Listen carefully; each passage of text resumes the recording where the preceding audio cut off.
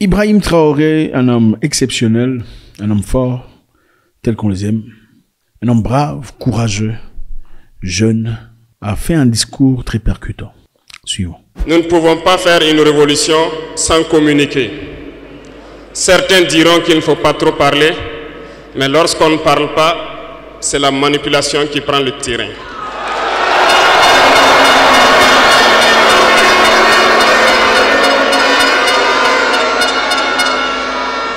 Comprenez quelque chose. Le père de la Révolution communiquait beaucoup. Je parle ici de Thomas Sankara.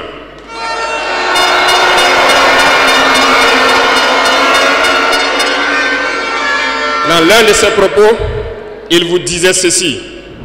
Mais l'impérialisme est un mauvais élève. C'est un mauvais élève. Quand il est battu, quand il est renvoyé de la classe, il revient encore. C'est un mauvais élève. Il n'a jamais appris la leçon de son échec. L'impérialisme est un mauvais élève. Lorsqu'il est cherché de la classe, il revient toujours. Et je me souviens qu'à son adresse, à ses compères donc de la CEDEAO, il disait que pour rompre le cordon ombilical qui nous lie à l'impérialisme, n'allez pas chercher une maïticienne d'État avec des doigts futés, un ciseau bien aiguisé pour rompre ce cordon.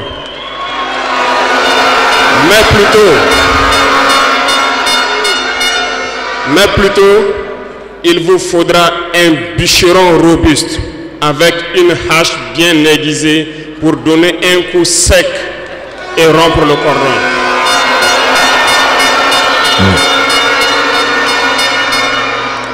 Cela veut tout dire.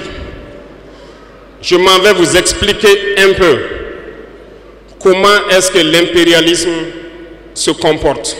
Dans ce discours bien défini, on peut clairement voir une personne déterminée et certainement entourée par une légion des gens en cohésion d'esprit. L'idéologie est très claire. À bas le néocolonialisme. Le combat est évident.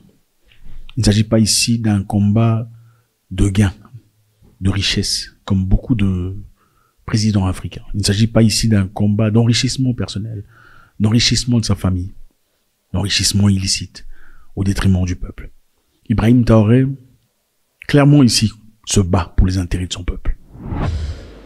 Après l'assassinat du père de la Révolution, justement, le régime qu'avait voulu l'impérialisme s'est installé. Dans les années 90, vous vous souvenez tous d'un programme qui nous a été imposé, le programme d'ajustement structurel. C'était qu'un plan. Je vous explique. En mettant en place ce programme dans nos contrées, vous avez remarqué au fil des 2 décennies qui ont suivi, toutes nos usines qui étaient en place ont été privatisées. Notre économie a été déstructurée.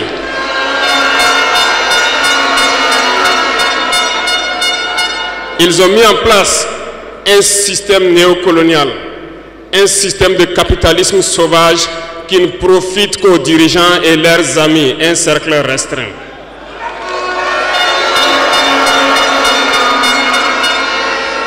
Du côté des forces, ils ont tout fait pour déstructurer nos armées. Ils ont dit de baisser le budget des armées, de ne plus les équiper, de ne plus s'entraîner. Ce qui a été fait dans la sous-région. Nos armées ont été réduites en néant. Ils préparaient la chose. Pendant ce temps, les grands pays comme le Niger, le Mali ont connu une résurgence de ce qu'ils ont appelé des rébellions. Des séparatistes venus de nulle part ont tenté de diviser ces pays. Ils n'ont pas réussi. Mais l'aboutissement de leur plan était qu'à partir des années 2010, c'est-à-dire 20 ans plus tard, que le terrorisme s'invite dans nos terroirs. Effectivement, on l'a vu naître 20 ans plus tard.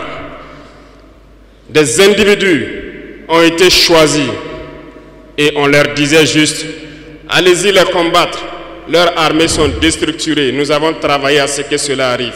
Pas possible. Ils ne pourront jamais vous arrêter. Incroyable. Et vous allez les imposer ce que nous voulons.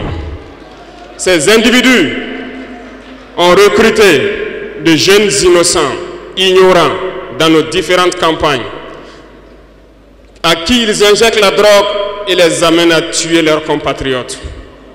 Et le mal est né. Comment est-ce que ces individus ont été entretenus? N'oubliez pas, ici au Burkina Faso, on hébergeait des chefs terroristes. Ça a été bien planifié.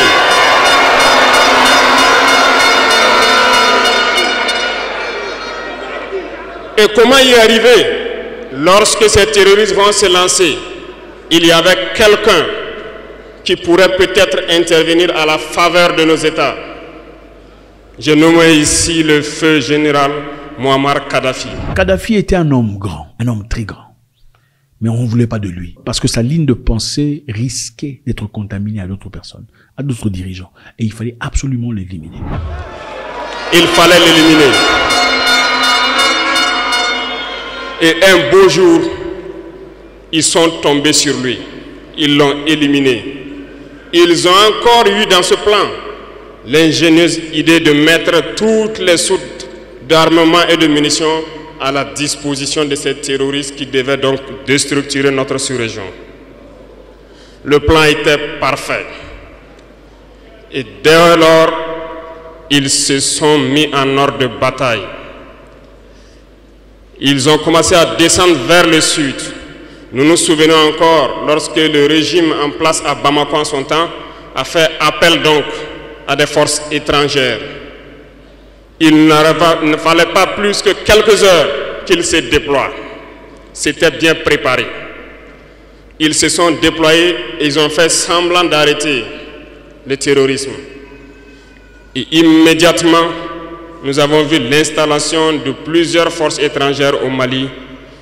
Le ciel malien n'appartenait plus aux Maliens. Tout était bien pensé. Lorsque des gens qui combattaient sur le terrain ont fait aussi le constat, ont décidé à un moment donné de prendre les responsabilités et les voilà sortis de nulle part. On nous traite de putschistes. Nous ne sommes pas français, nous ne comprenons pas ce que ça veut dire.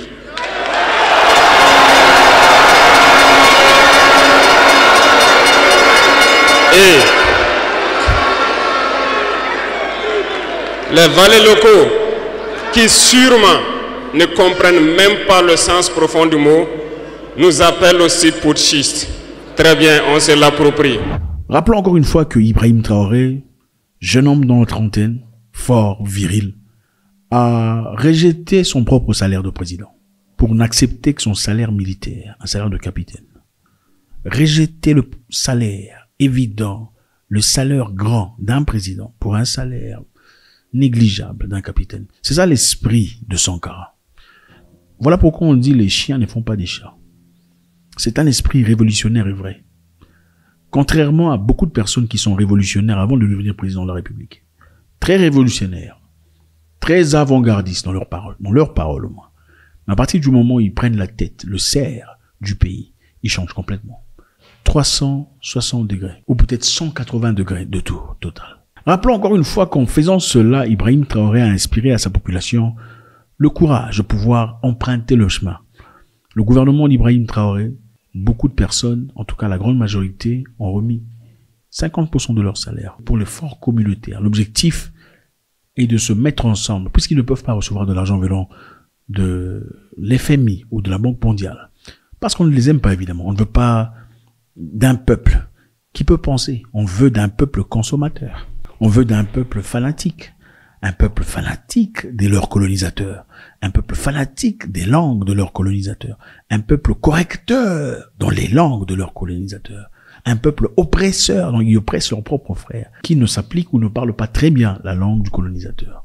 Ibrahim Traoré a inspiré les membres de son gouvernement à donner une grande partie de leur salaire, un grand pourcentage considérable, dans l'objectif d'améliorer le pays. Et le peuple contribue. Vous ne pouvez pas lutter et vouloir que les dirigeants soient dans un luxe insultant. Les peuples doivent se réveiller et exiger cela de leurs dirigeants.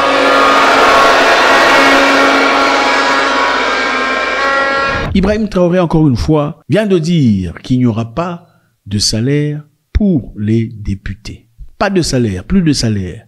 Ils auront des subventions.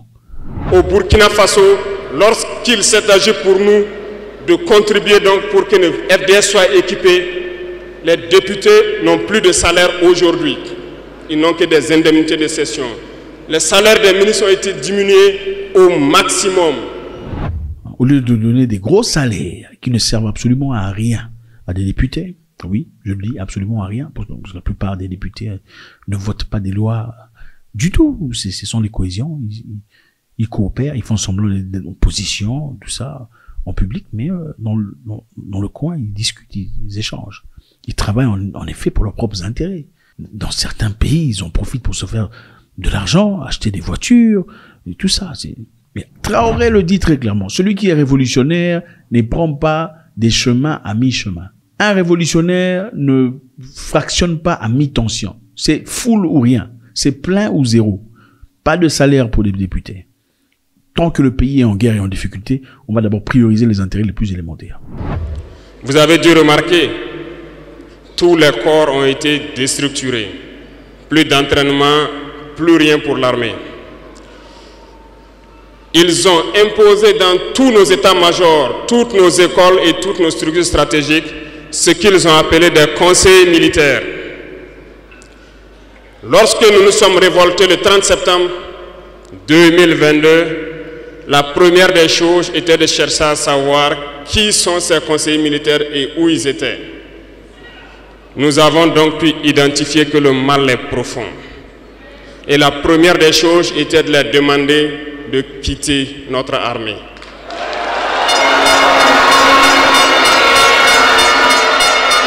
Ils sont partis.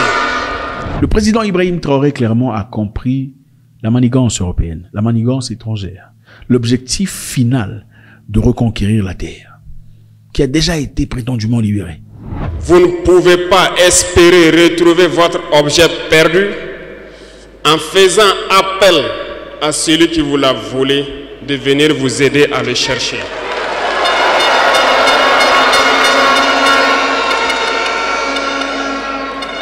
Il fallait dès lors décider, prendre des décisions courageuses. Ce que nous avons décidé de faire. Exactement ce dont l'Afrique a besoin. Ça n'a pas été sans conséquence. Parce que lorsque nous avons déjà demandé aux conseillers de partir, nous avons senti des manifestations. On nous a fait comprendre qu'on ne pourra pas s'en sortir sans eux. Et à chaque fois qu'ils nous le disaient, ça s'est traduit par des attaques d'envergure sur le terrain. Nous avons bien reçu le message. À l'instar de Thomas Sankara, un homme juste, un homme correct, un homme bon, au moins à nos yeux. Thomas Sankara s'est levé pour les mêmes raisons, des raisons très similaires, des raisons analogues. L'objectif était simple, libérer sa population du joug de l'esclavage, libérer sa population du joug du colonialisme, de la mendicité. La mendicité est une culture. La mendicité s'apprend. La mendicité est comportementale. Donc on est mendiant d'abord ici, avant de devenir mendiant ici. Voilà pourquoi vous voyez des mendiants en cravate. Dans beaucoup d'endroits, dans certains endroits précisément. Des mendiants, bien en chemise, cravate, même mendiants. Il dit ici que leur présence était peut-être désirée auparavant. Mais aujourd'hui, on n'en a plus besoin. Il est temps de partir, quitter le pays. Nous, Burkinabés, allons combattre notre guerre à nous. Nous-mêmes. Lorsqu'à l'orée donc de l'année 2023, nous avons décidé de dire donc aux forces étrangères présentes ici de partir. Parce que nous voulons lutter en Burkinabé.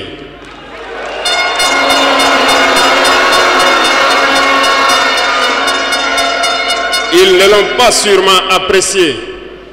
Mais pourquoi venir mourir sur nos terres pour nous?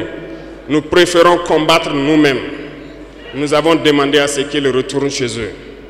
Si vous ne gagnez rien du tout dans cette guerre, pourquoi insistez-vous de rester? C'est évident. Si vous ne gagnez absolument rien, partez. Il n'y a pas besoin de se battre par rapport à ça. Ou de défendre une personne qui clairement ne valorise plus ta présence. Il y a des esclaves de salon qui n'ont toujours pas compris.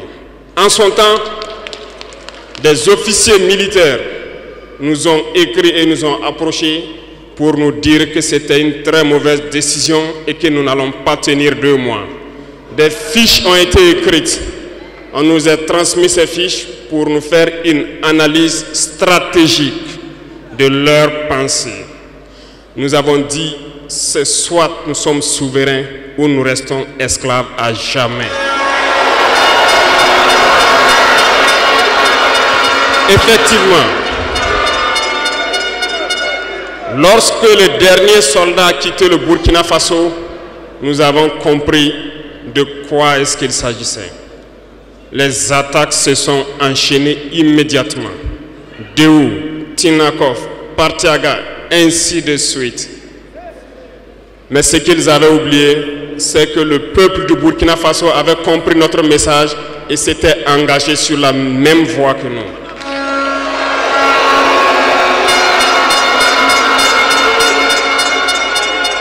Nous nous sommes réorganisés rapidement et subitement, nous avons constaté que toutes les cellules dormantes terroristes se sont réveillées au Burkina Faso. On a réorganisé l'armée au plus vite, à une vitesse inégalée.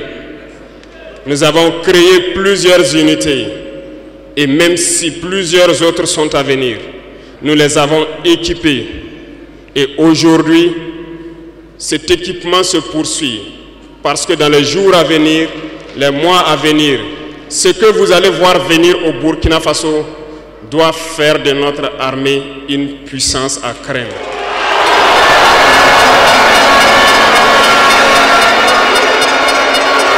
Et c'est ça la force de la jeunesse, c'est ça l'avantage.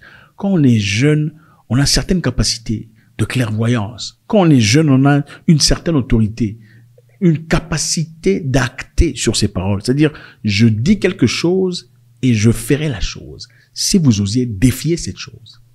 Je dis quelque chose et je m'y appliquerai. Si vous osez défier cette chose. Pas je dis quelque chose, vous faites quelque chose, je ne dis rien, je ne fais rien. Comme si je n'avais rien dit. Nous avons compris que le combat qui est engagé contre l'impérialisme sera dur, très dur. Mais seuls les durs vont passer et les Burkinabés sont des durs. Et nous allons passer. Ibrahim Traoré est clairement très populaire au Burkina Faso parce qu'il s'implique aujourd'hui dans le progrès sur le plan financier, sur le plan commercial, sur le plan général de sa population. Les gens sont progressivement en train d'avancer. Le Burkina Faso, contrairement à ce qu'on pensait que ce serait un pays en lambeaux, un pays en difficulté, un pays en détresse. Clairement, ce n'est pas le cas des Burkinabés aujourd'hui. C'est pour vous dire que l'impérialisme a tout son temps. Lorsqu'il veut déstabiliser, il regarde dans l'immédiat. Si ce n'est pas possible, il pose les jalons pour le faire dans 10 ans, 20 ans, 30 ans. Mais il n'a aucun intérêt à ce que nous soyons indépendants. Aujourd'hui, tout ce qu'ils souhaitent pour le Burkina Faso, c'est le chaos. Parce qu'ils espèrent faire venir ces forces étrangères ici et espérer récupérer la situation dans 10 ans, même dans 20 ans. Mais nous ne les laisserons jamais parvenir à cet objectif. Et ça ne marchera plus du tout. Parce que les gens ont ouvert les yeux. Nous avons mis en garde pendant plus d'1 an les valets locaux, les esclaves de salon, pour qu'ils ne trahissent pas leur patrie au profit de l'impérialisme. Certains ont compris, se sont rangés. D'autres n'ont pas compris, peut-être se croyant plus malins. Mais aujourd'hui, nous n'avons plus de sentiments sur ce volet.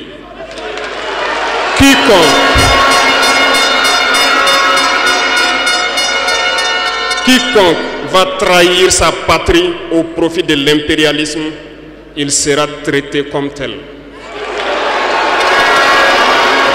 L'Afrique a besoin d'un leadership jeune et révolutionnaire. Des gens qui sont là, pas pour leurs intérêts personnels, mais pour l'intérêt général. Depuis que nous avons décidé de quitter la CEDEAO, les esclaves de salon ont été actionnés partout. Ils veulent faire peur au peuple. Ils veulent faire peur à tout le monde. Lorsque le 26 juillet, le Niger a décidé de prendre son destin en main, nous étions surpris de voir la CEDEAO apparaître de je ne sais où avec une force en attente. Où était cette force? Lorsque des milliers et des milliers de Nigériens étaient tués par les terroristes.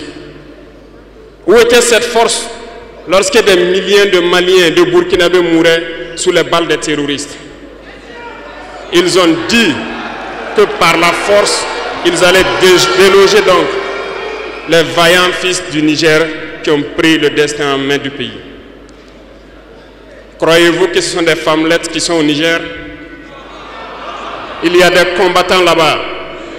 L'armée nigérienne est guerrière. Ils combattent depuis des années.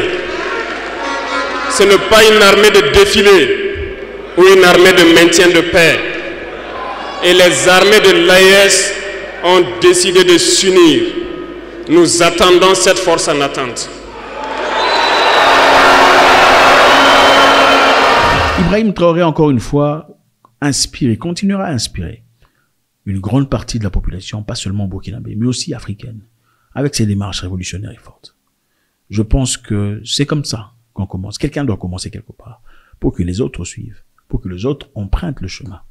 Félicitations au Burkinabé, félicitations au Burkina Faso dans ce travail énorme et honorable, dans ce travail digne de libération totale. C'est vrai, ils ne seront jamais contents d'une certaine libération. Ils ne seront jamais contents d'une autorité personnelle.